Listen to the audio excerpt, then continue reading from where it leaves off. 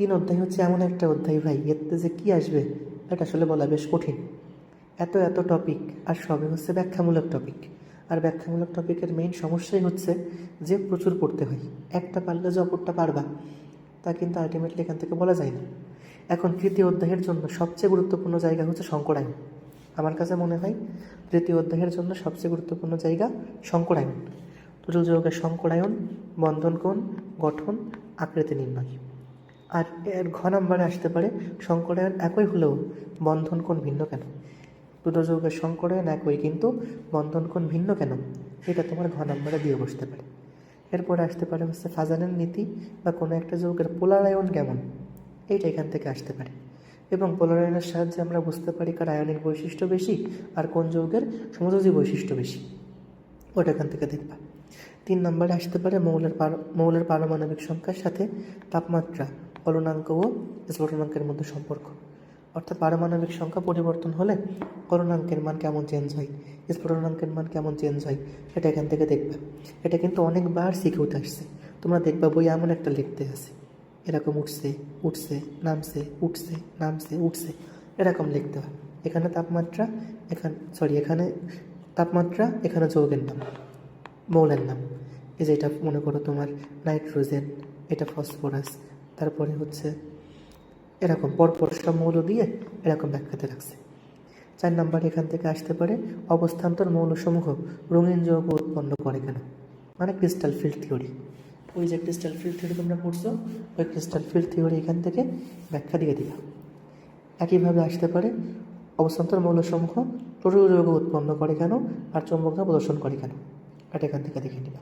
আর খ নাম্বার 2 মার্কের জন্য আসে এটা, অ্যালুমিনিয়াম অক্সাইড উভধর্মী যৌগ কেন, উভধর্মী যৌগ কেন দেখে নিবা। আর ঘ নাম্বার 4 মার্কে আসে এটা, CCl4 আদর্শিত হলেও SiCl4 আদর্শিত হয় না কেন, মানে হয় কেন, CCl4 না হলেও SiCl4 হয় কেন, এটা এখান থেকে পড়বে।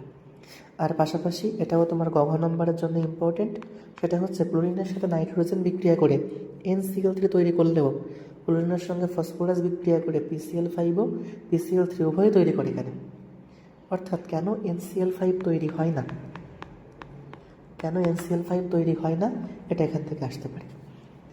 এরপরে যেটা তোমার 2 মার্কের জন্য আসবে খর জন্য, সেটা হলো SnO2 মানে টিন অক্সাইড। টিন অক্সাইড একটি উভধর্মী অক্সাইড, ব্যাখ্যা করো। আবার এই খর জন্য ইম্পর্টেন্ট, সোডিয়ামকে কেন কেরোসিনে সংরক্ষণ করা হয়, ব্যাখ্যা করো।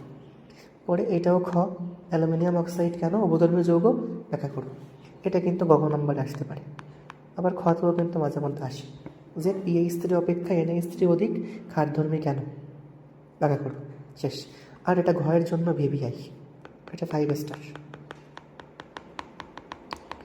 এটা 5 স্টার টপিক। যে পানি হলো তরল কিন্তু হাইড্রোজেন সালফাইড হলো গ্যাস, এর কারণ কি? কারণ হচ্ছে পানির মধ্যে হাইড্রোজেন বন্ধন আছে কিন্তু H2 কোনো হাইড্রোজেন বন্ধন নেই, তাহলে চলে আসবে এখানে হাইড্রোজেন বন্ধনের গুরুত্ব, এটা এখান থেকে দেখবা। আর এরপরে XCF2, XCF4, XCF6 যৌগের গঠন, এটা দেখবা। অ্যালুমিনিয়াম ক্লোরাইড ডাইমার তৈরি করে কেন, এটা এখান থেকে দেখবা। এটা খ, 2 মার্কের জন্য, অ্যালুমিনিয়াম ক্লোরাইড ডাইমার তৈরি করে কেন, এটা এখান থেকে খেয়াল করবা। আর সিলিকন অক্সাইড দৈত্যাকার যৌগ তৈরি করে কেন, দৈত্যাকার যৌগ মানে হচ্ছে অনেকগুলো সিলিকন অক্সাইড পরস্পর মিলে একটা বড় যৌগ তৈরি করে, এমন করে একটা বড় যৌগ তৈরি করে, এই যৌগটাকে বলা হয় দৈত্যাকার যৌগ। এটা তৈরি করে কেন, এটা এখান থেকে দেখবা।